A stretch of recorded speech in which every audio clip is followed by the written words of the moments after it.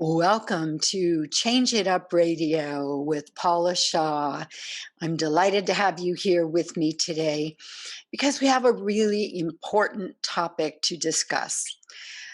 I I started thinking about the show earlier in the week and I thought, I'm a grief expert and I've written a book about grief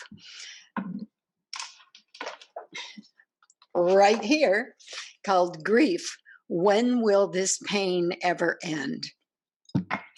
And I thought to myself, this is a topic we all really need to discuss because there is all kinds of grief going on in our country right now. So, thank you for being with me. In just a few moments, we're going to begin that discussion about a nation of grievers. But first of all, I want to say welcome to Change It Up Radio. Those of you who follow us know that we're a show all about dealing with change. My goal on this show is either to spotlight change makers who are trying to make the world a better place, like some of the people you've seen recently, Court Davies, Marilyn King, Dr. Bob, or I'm sorry, no, he is not doctor, scientist Bob Hertz last week telling us all about the science behind the virus. We've had many, many wonderful people on this show, and if you'd like to hear past shows, please go check them out at changeitupradio.com. And if you'd like to know more about my work, either as a speaker, an author, or a life transitions coach, you can get that information on paulashaw.com. As I mentioned, one of the things that I'm most proud of that I have accomplished in recent years was the writing of Grief, When Will This Pain Ever End? Because I think grief is such a bigger issue in our lives than most people realize. So let's back up a little bit and look at what grief actually is. So there is no one emotion that makes up grief. Grief is a whole compendium of emotions and feelings and behaviors. I like to say grief has many faces because sometimes grief looks like fear. Sometimes it looks like sadness and overwhelm. Sometimes it looks like hopelessness. Sometimes it looks like depression, just being stuck, having no way to move forward. A lot of times, grief shows up in illness, in maybe sometimes long-term illness, even cancer. So grief, while it's a normal, natural emotion, we tend to give ourselves not enough help and credit when we're dealing with grief because since it's a normal, natural part of life, since every human being is going to experience grief at some time or another, we tend to think we should automatically know how to deal with it. We tend to think that getting help for it is not necessary, and that it may even be silly to get help for it because we should know how to do it, shouldn't we? If it's a normal part of life, shouldn't we be able to figure out what to do when we're going through extreme sadness or pain or this sense of hopelessness and overwhelm, all of which can be part of grief? So let's back up just a minute and look at how does grief get created? Well, first of all, there's some kind of a loss. And that loss creates change. And as I often say at the beginning of this show, humans have a love-hate relationship with change. We need it. It promotes growth and it keeps life interesting, but we hate the discomfort of the unfamiliar. So once we have experienced loss, That creates change. Change creates discomfort. And when we're uncomfortable, we experience a variety of emotions. And that group of emotions is what we kind of clump together and call grief. So for some people, grief, when they're grieving, they get busy. They're maybe becoming a little bit more of a workaholic, or somebody who uh, keeps focusing on everything else, whether it's other people's issues or their work issues, whatever it is, they're focused on other things because that subconsciously appears to be a better alternative than focusing on the pain that you're feeling. Unfortunately, if we don't tune into the pain and express the pain, then we end up with grief that becomes what we call complicated. And complicated grief can turn into depression. It can turn into physical illness. It can turn into an inability, really, to move or to do anything. It's a kind of like extreme chronic fatigue.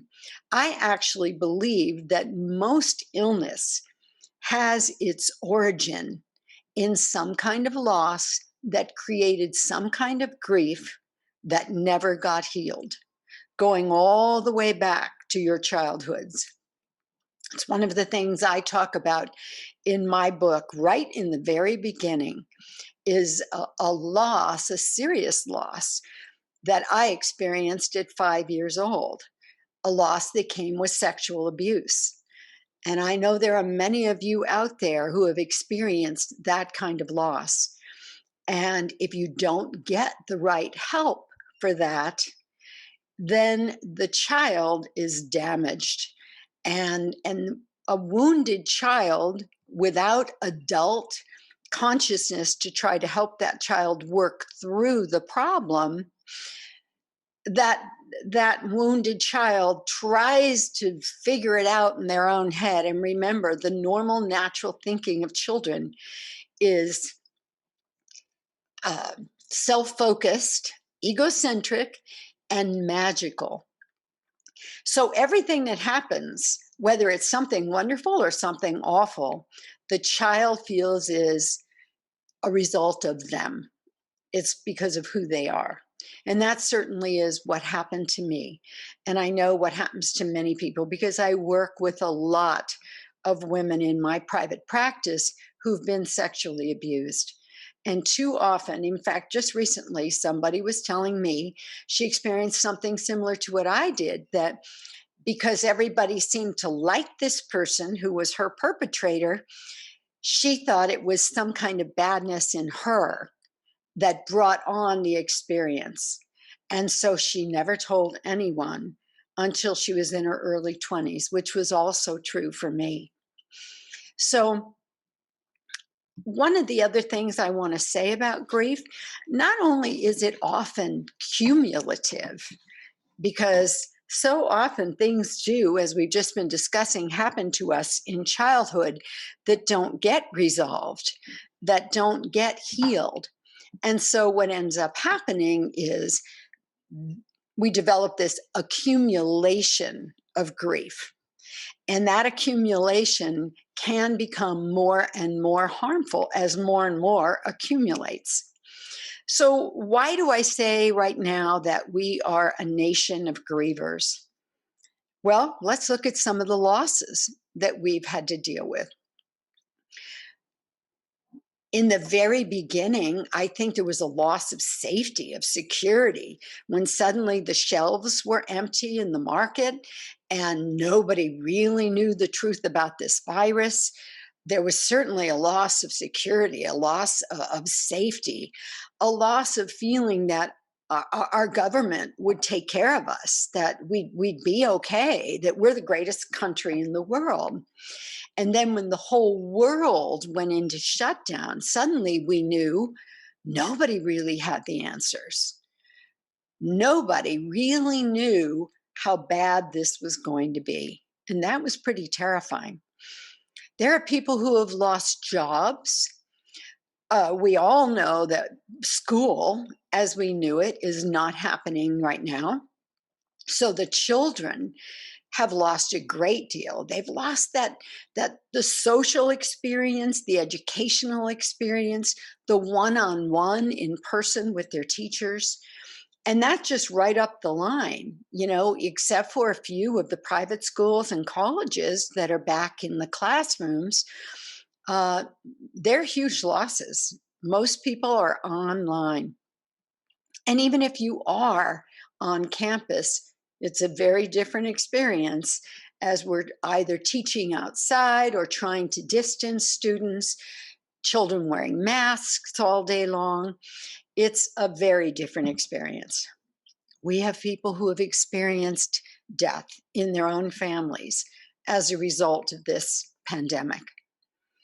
We have people whose relationships have died. They've suffered and died with all of what's going on for each one of us that's been so overwhelming.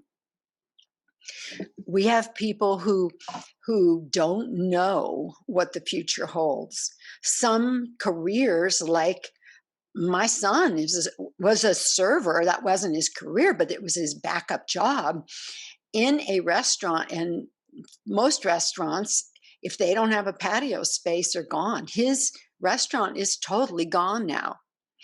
And it was part of a big chain, but in their location, they had no patio space. So I think you're getting the gist of what I'm saying here. I don't think there's a person on the planet who hasn't experienced some kind of loss since this pandemic began. We are a world of grievers.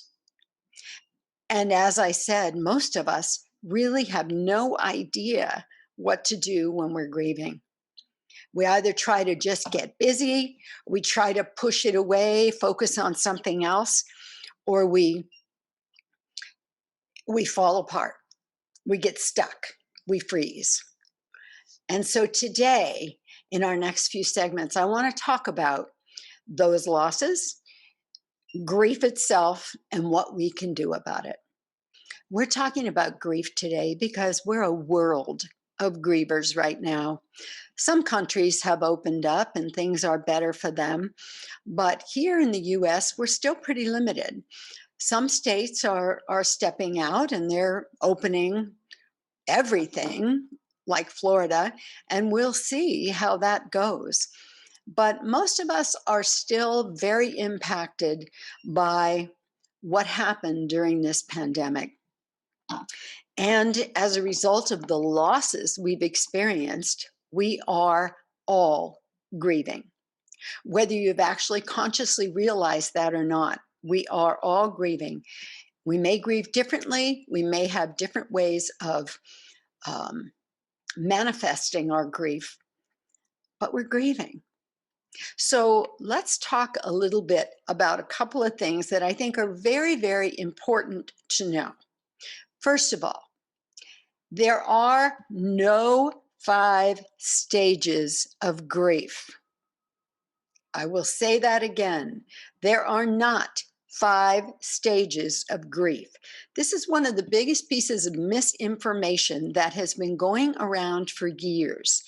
And the misunderstanding came from the 5 stages of death and dying that Elizabeth Kubler-Ross talked to us about in her book about death and dying. What the person who's dying experiences can be quite different from what the griever experiences. And we really need to be clear that that is the case. Because I can't tell you how many times I've been working with a grieving person, and I've been working with grievers for 28 years. And they'll say to me, I just can't heal. I can't get angry. I don't know. I can't get angry, and I'm not really denying anything. Remember those 5 stages: anger, denial, or denials first, actually. Denial, anger, bargaining. I can't think of the last couple, but anyway, you'll have no trouble finding the 5 stages of death and dying by Elizabeth Kubler-Ross. But over the years, people have come to think those were the stages of grief. And what I want to say about grief is everybody's grief is unique.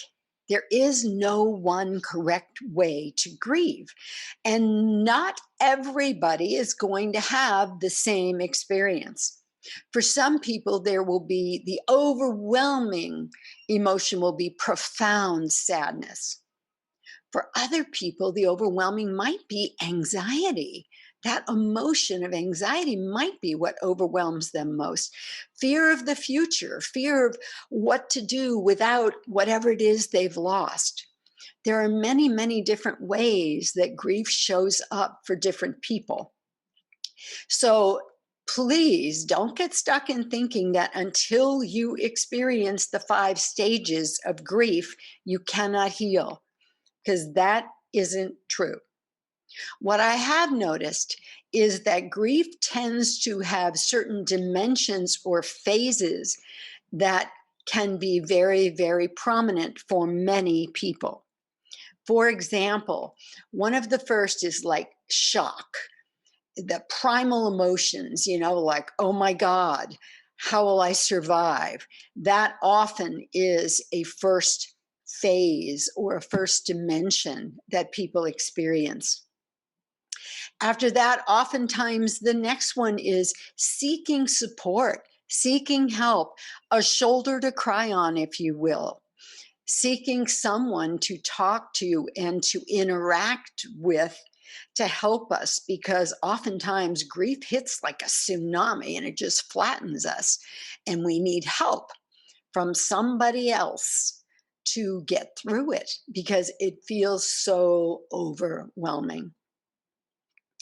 Then oftentimes the next phase that will happen with people is self-focus. Like, it's time to look inside and, oh my God, what's going to happen to my life now? What's going to happen to me?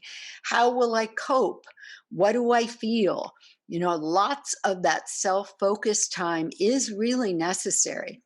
And unfortunately, sometimes people are afraid to do that work. So they get busy. So they keep focusing on everything else. And until you have gone inside, you cannot heal. The only way out is through. Truer words have never been spoken than those words about grief. We have to go through it. We can't avoid it. We can't dance around it.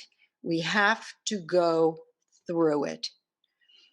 And that's why I wrote that book, Grief, When Does This Pain Ever End?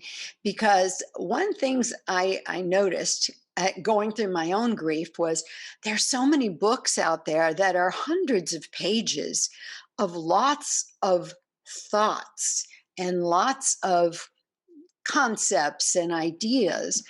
And one thing I know about being a griever is when you are grieving, you do not have a clear head. It is not easy to focus.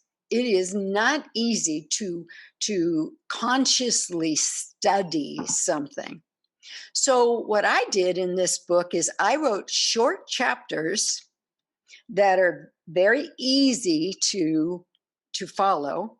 And then after each chapter, there are articles and processes that you can pick and choose from, read or not read, and find the tools that actually help you get through your grief in the best possible way.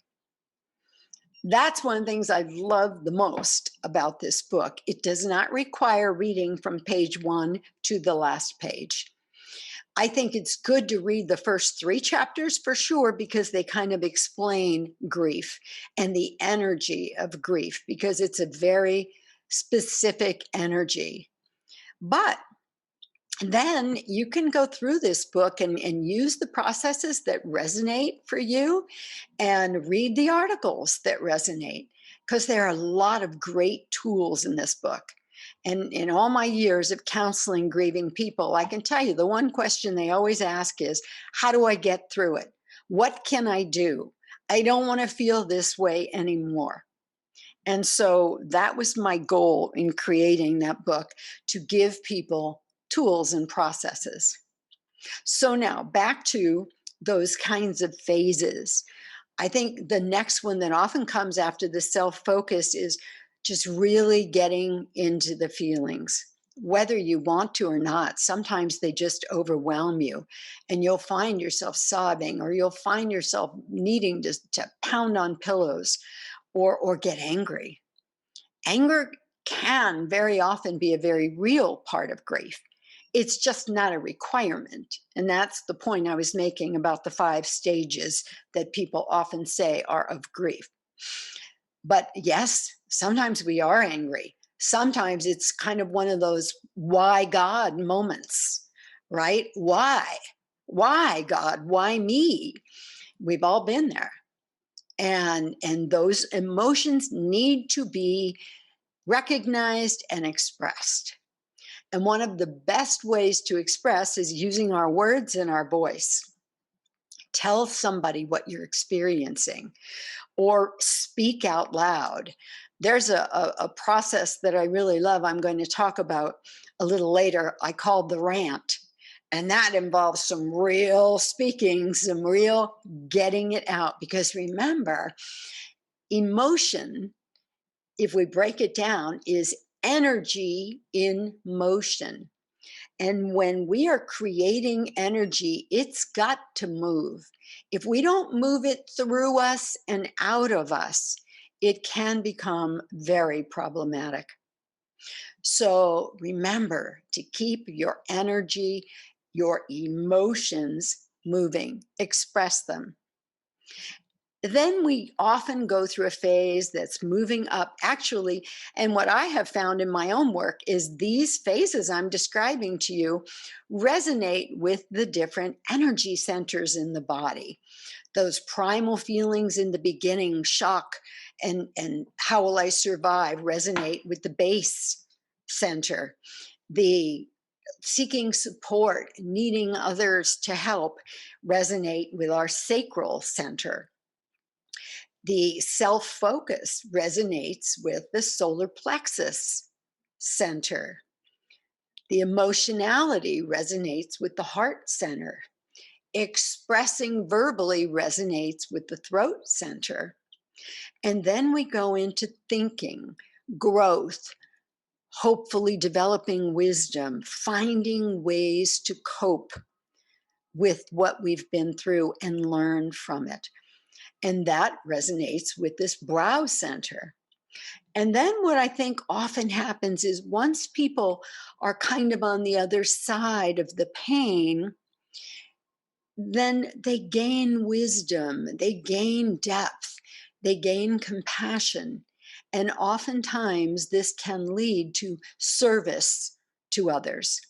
And in fact, I often suggest to my clients that one of the best ways to heal is by helping other people. So that is the path that grief often follows. But again, remember, nothing is etched in stone. Grief is a unique experience for each person. And in fact, each grief experience is unique, even for the same person. You know, I lost my dog in 2008. If I were to lose a dog now, it would be a different experience because I'm a different person. So one of the most important things to remember about grief is it's unique. It's unique every time we go through it. Whether we like it or not, many of the things going on in the world today have created us to be a nation of grievers. In our last couple of segments, we've been talking about loss and how loss leads to grief. And I want to just go into a little bit more explanation about grief experiences. We have broken the myth that there are 5 stages of grief, because there are not. There are 5 stages of death and dying that Elizabeth Kubler-Ross identified, but those are different from what people experience when they're grieving. We also talked about 7 kind of dimensions or phases of grief that many people do experience. But again, each person and each person's experience are unique. So, what I want to talk a little bit about now are the kinds of experiences that can create grief. We discussed in the very beginning of the show many of the experiences we've had involving this pandemic and how they created grief for us. But I love what author Barry Davenport says. She divides these grief experiences into the slow growers and the surprise attackers. So, slow growers are things like puberty. I know you might think it's funny. Puberty, a grief experience? Well, absolutely. There's a loss of childhood, a loss of that childhood innocence, very often. Menopause is a slow grower kind of grief experience because women going through menopause no longer have the ability to procreate. They may not feel quite as energetic as they used to. They may be experiencing different kinds of weight gain. So there are changes. Remember what I said, loss creates change. Change creates discomfort. And that discomfort is what we call grief. So menopause is one of those slow growers. Retirement. Oh my goodness. You know what led to my actually doing a radio show is that years ago, my friend Don Meredith invited me to be a guest and talk about my grief book on his financial show, which never been totally sure what he was thinking of. But when we did the first segment, his partner, Steve, started talking about retirement. And when we went to the break, because the show was live, when we went to the break, I said, "Oh, it's interesting that you talk about retirement because it's such a grief experience." And Steve looked at me kind of puzzled and he said, "Grief? Most people look forward to retirement." I said, "I know, but there's so much loss involved. Loss of your friendships from work, loss of the work identity, loss of the routine and the schedule, loss of the way your life was scheduled. There are many loss experiences that are part of retirement." And it was from there that the show kind of took off, and the rest is history. And then Don and I ended up creating Transition Radio, which was my first show. Anyway, so that can be some of the slow growing grief experiences. Also, in that one can be the empty nest syndrome, because after years of being a mom, suddenly kids are away at school or they've moved out, and it is a real loss. And talk about loss of identity, loss of your familiar routine, loss of purpose. There's so many losses involved when children leave the home. So those are the slow grower kinds of experiences. Then there are the ones that Barry Davenport calls surprise attackers.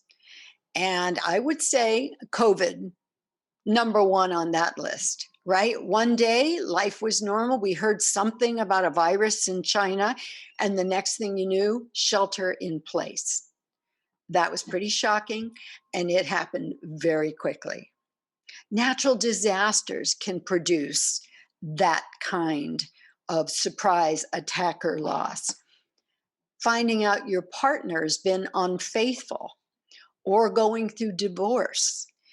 These can turn your world upside down in a real hurry.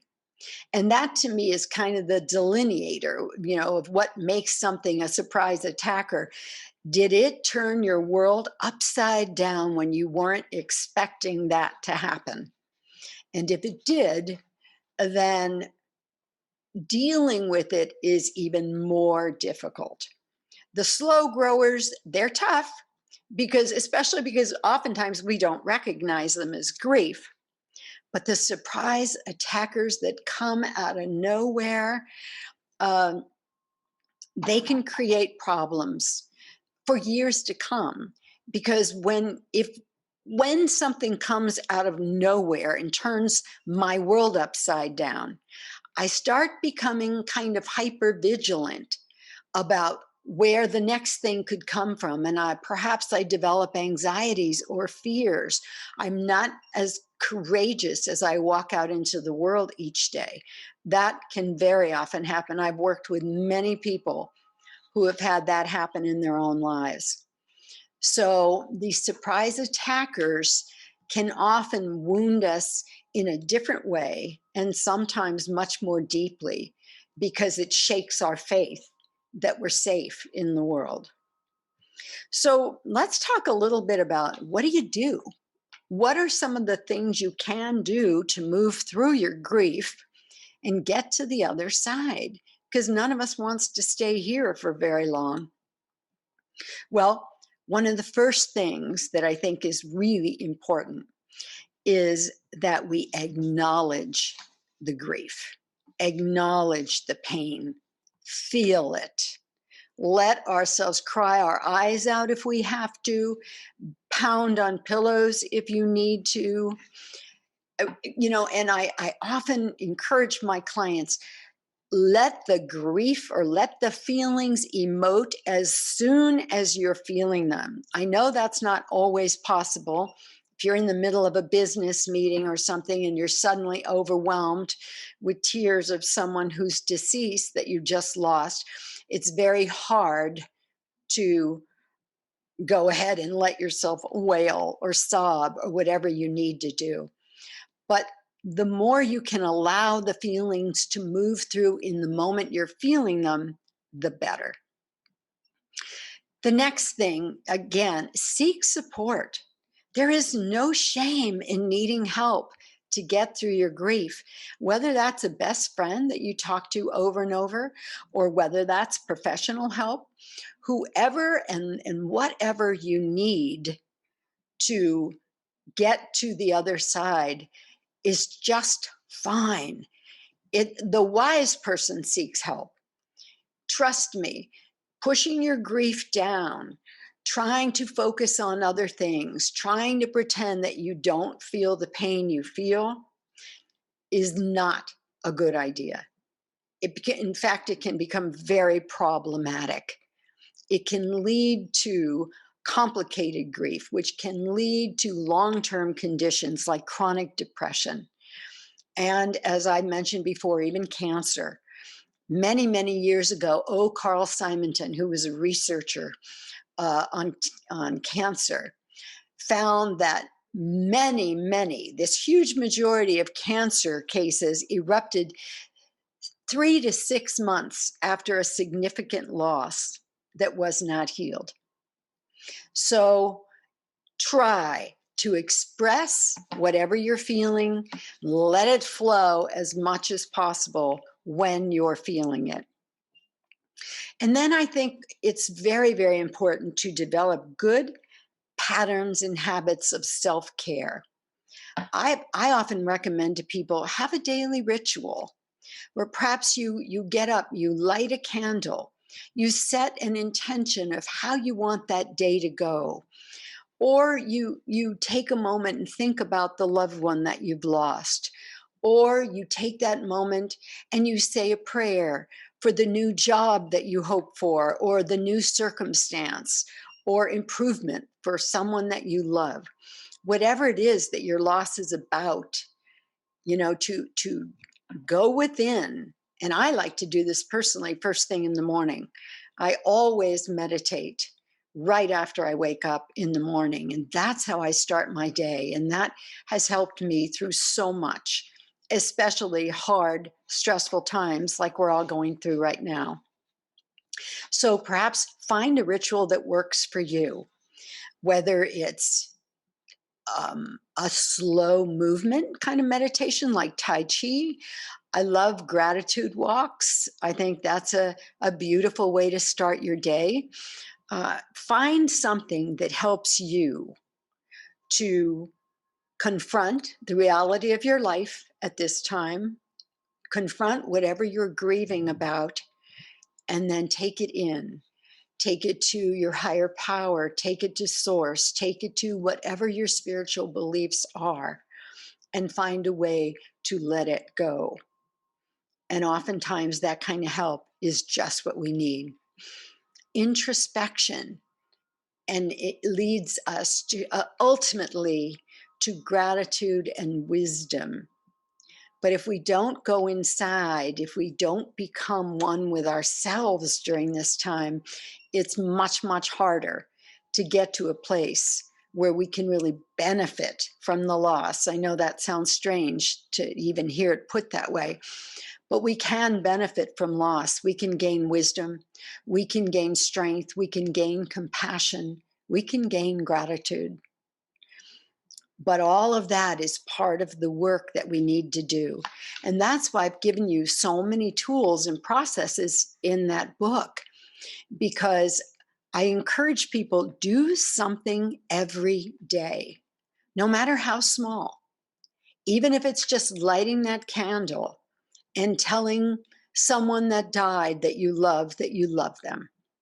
No matter how small, to take some sort of action to support your growth and your healing every day is critical. We are a nation, we are a world of grievers. So much loss has gone on since this pandemic began, and with many of the other things going on, particularly here in America, with racial unrest and protest going on. And we've got elections coming up. People are worried. People are scared. There are so many things that people are concerned about. And a lot of it has created a loss of safety, a loss of the world as we've known it. And that creates grief.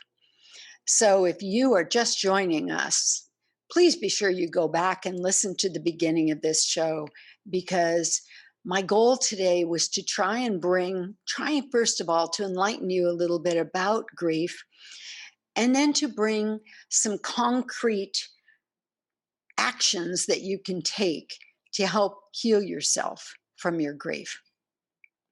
So in this segment, I want to talk about some of my favorite tools for dealing with grief. And the first one that I truly love is called the Rant. By the way, all these tools are in the book that I've been talking about that I wrote 3 years ago, actually, Grief, When Will This Pain Ever End?, which is available on Amazon. So the Rant is just that. You can either do it out loud, and Lord knows I've been known to get in my car and drive down the freeway and do the rant. Or you can do it in your home if it's not going to scare your neighbors. You can do it verbally, or you can write it. Some people are much better at just writing things down. But the rant is your opportunity to kick and scream and cry and swear and do whatever you need to do to get out all the feelings that you're experiencing as a result of this loss. So remember, all things go. You don't have to be polite. We don't care about grammar. You can swear. You can do whatever you need to do. The rant is about release. And when we have a lot of emotion pent up, we need to release. So that's one of my first favorites. Another one that I think is really important, because when we're grieving, we tend to be all over the place. Our thoughts are going to the past, they're going to the future. We don't know what's going to happen to us. There's a lot of chaotic thinking and feeling that's going on. So one of my other favorite tools for bringing myself to my center, to my core, is something called balanced breathing. And balanced breathing combines an ancient yoga posture with a breath. And the two of them are really great for taking that energy that might be all over the place and getting it to flow the way energy is designed to flow in the shape of the infinity sign or the figure eight. So the first thing we do is we put our bodies in a position that's about as close to figure eight as we can get. We cross ankles, not knees, because crossing knees constricts energy. We cross our ankles, and then we reach out in front of us, and we cross one arm over the other, put our palms together, and then bring the arms so that the hands are now resting on the chest with the fingers intertwined. Now, as I go down the road of life, sometimes with the soreness I can develop in my fingers, this after a little while kind of bothers me. So it's all totally okay to just cross your arms over your chest with one hand on the opposite shoulder and the other hand on that opposite shoulder. And when I'm in the airport or in some public place, I cross my hands on my lap, and that's okay too. So now you have this body posture, which is an ancient yoga posture. And this is what the breath is like.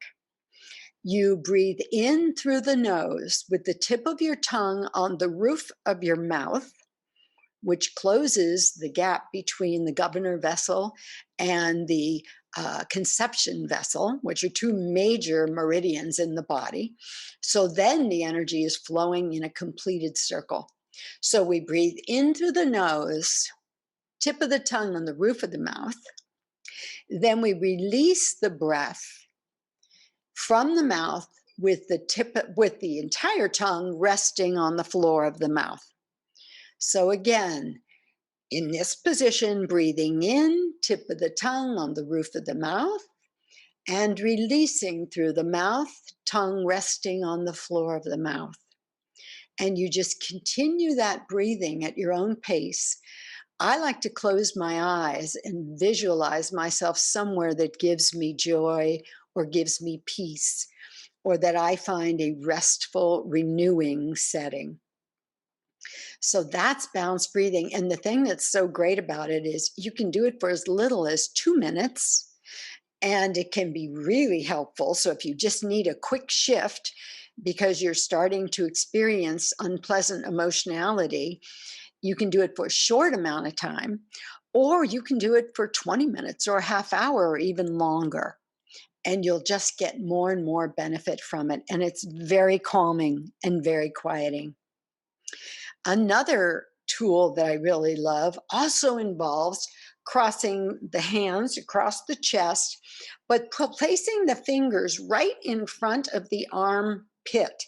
If you raise your elbows when you do this, you'll feel like a hollow right there. And that means your fingers are now making contact with meridian points, very powerful meridian points. And remember, of course, these are points from acupuncture. And these are called lung alarm points. So they're very powerful because obviously without our lungs, we don't last very long. So remember, you're always putting electricity out from your hands, your fingertips. And when they make contact with these points, they're actually making meaningful contact, electrical contact. And now in this particular posture, you can just close your eyes and just say, I release, and then name what you're releasing. My fear of the future, my sorrow, my inability to stay in the moment, how I can't break the habit of just looking back with regret. Whatever it is, go ahead and release it. And then say as a final statement, I release all the roots and origins, thoughts and energy fields surrounding this feeling or this belief or this behavior, whatever it is you're releasing. It's that simple. It's that simple. And what I like to add on to it is another statement by the same person who created it, my dear friend Phil Mullen from the UK. Uh, I also like to add on this piece. I command all the particles and waves of energy that have aligned to create this feeling, behavior, thought, whatever it is.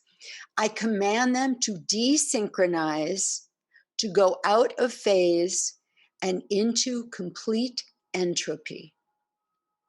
What that's basically doing is kind of like telling all the atoms to scatter, telling all those particles and waves of energy to dissolve, to desynchronize so they no longer have form.